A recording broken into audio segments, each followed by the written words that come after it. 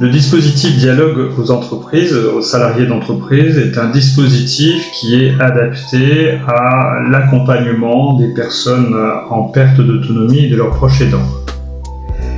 Dialogue signifie toute la logistique qui est mise en œuvre autour d'un dispositif qui est centré sur la DIAD. La DIAD étant le binôme indissociable de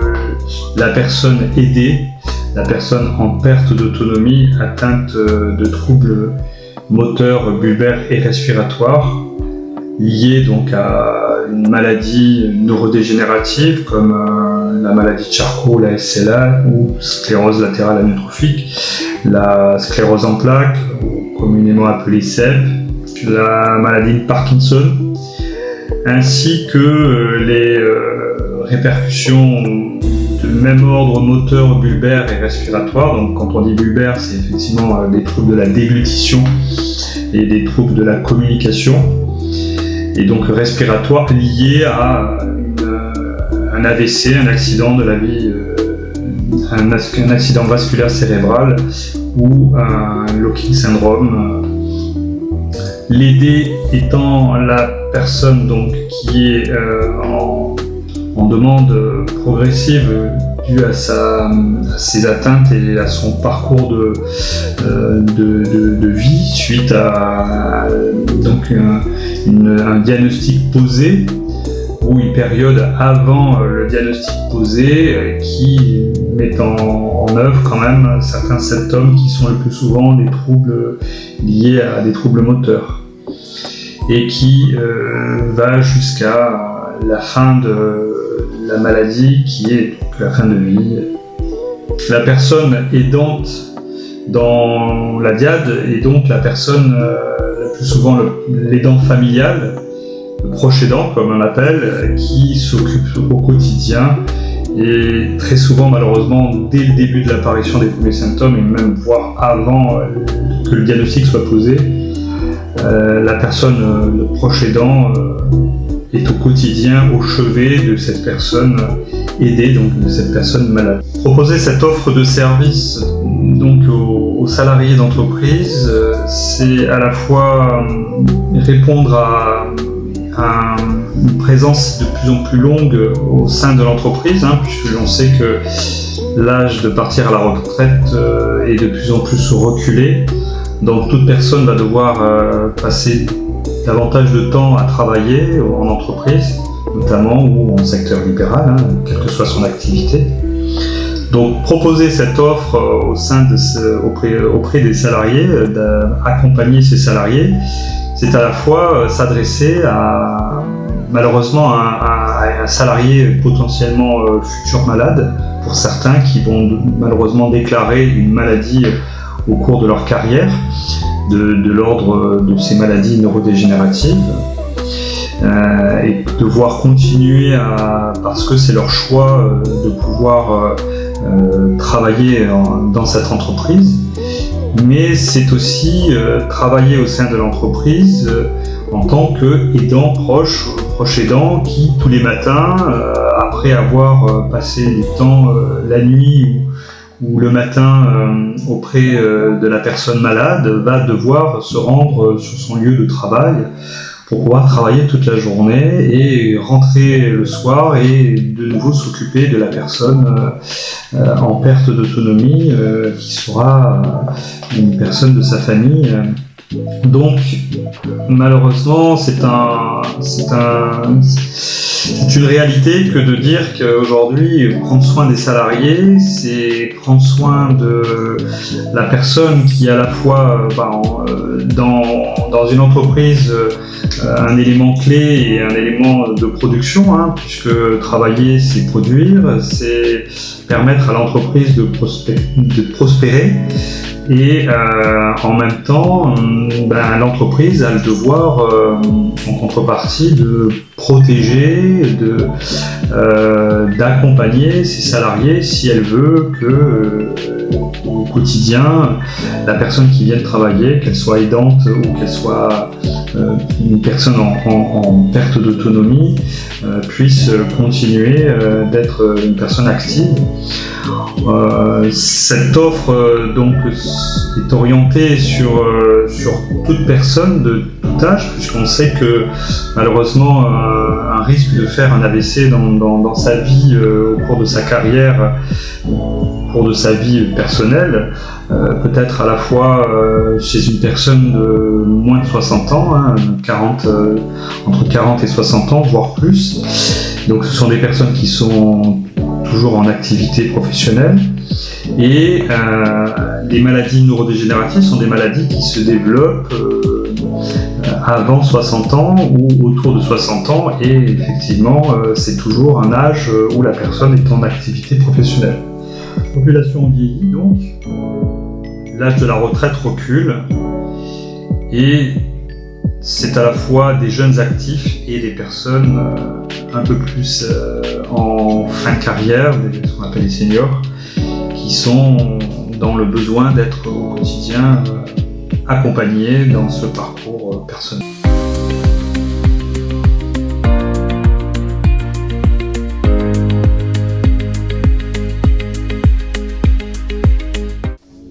Le dispositif dialogue en entreprise, c'est tout simplement permettre de compléter l'offre de services d'une médecine préventive déjà en place ou pas dans certaines entreprises, puisque toute entreprise de plus de 100 salariés a le devoir de proposer cette médecine de prévention. Mais au-delà du nombre de salariés d'entreprise, j'ai envie de dire, toute personne qui travaille a le droit d'avoir une médecine de prévention. Et c'est là où se pose la question, certaines entreprises de moins de 10 salariés ont-elles cette prévention de médecine que les salariés bénéficient? Les professions libérales ont-elles aussi cette prévention de médecine de ville qui les accompagne dans leur quotidien? Et notamment, je pense souvent aux professionnels de santé en secteur libéral qui, en fait, comme on dit souvent, sont les cordonniers les plus mal chaussés, c'est-à-dire qu'ils s'investissent pour les malades, pour les autres, mais malheureusement s'oublient très souvent et vont chez le médecin, vont faire de la prévention, malheureusement parfois trop tard. Donc c'est aussi une médecine préventive qui doit être complétée par une expertise qui est offerte aujourd'hui, donc pour toute entreprise ou pour tout professionnel libéraux, et permettre davantage de répondre aux droits des salariés, de devoir être accompagnés par l'entreprise et la médecine préventive. Donc c'est vrai que ce dispositif a un accent davantage ciblé sur la médecine préventive. On n'est pas là pour remplacer le système de santé, on n'est pas là pour poser un diagnostic. Cette offre de service n'est pas là pour faire du soin non plus, mais elle est là pour, en tant que précurseur, en tant que premier symptôme, permettre à la personne qui développe des premiers symptômes de troubles, qui ce soit moteurs ou bulbaires, de pouvoir avoir un dépistage en entreprise et pouvoir être rapidement orienté vers une médecine de ville et des spécialistes. Donc c'est une médecine vraiment aujourd'hui basée sur un système de prévention de plus en plus qui doit être mis en place, qui est déjà mis en place dans certaines entreprises et avec certaines structures, mais sur cette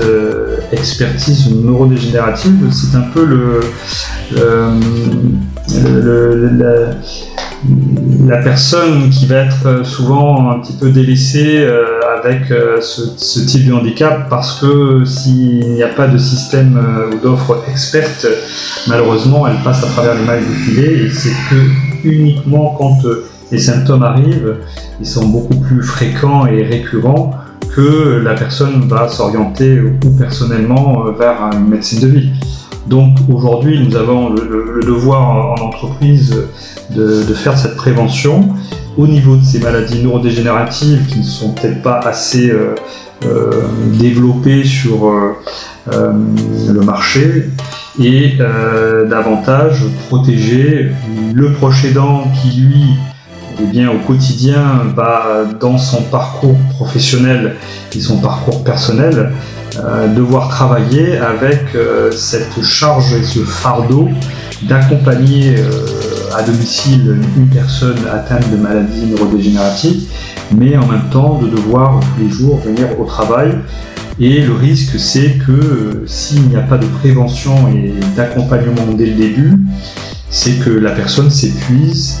au travail, s'épuise dans sa vie, et que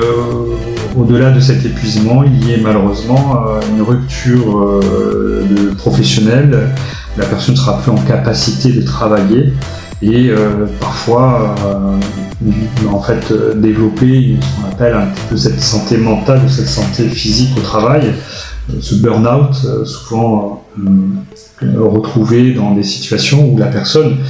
malheureusement n'a pas choisi de devoir accompagner ou autre, mais elle a choisi de continuer de travailler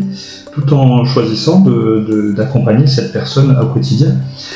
Donc c'est pour ça cette prévention est à la fois pour les salariés qui sont à la fois, comme on disait tout à l'heure, les aidants, et à la fois la personne malade, la personne aussi qui, au décours d'un accident vasculaire cérébral, se retrouve avec un handicap moteur et va devoir se réinsérer dans la société ou reprendre son activité parce que peut-être que trop jeune, elle devra encore continuer à travailler et elle voudra encore continuer à travailler parce que travailler, c'est aussi avoir le sentiment et exister à travers ce que l'on peut donner dans son travail et dans son groupe de collègues ou de collaborateurs en entreprise. On sait aujourd'hui que les entreprises développent davantage la collaboration, ce qu'on appelle la team, le groupe, la cohésion d'entreprise entre les équipes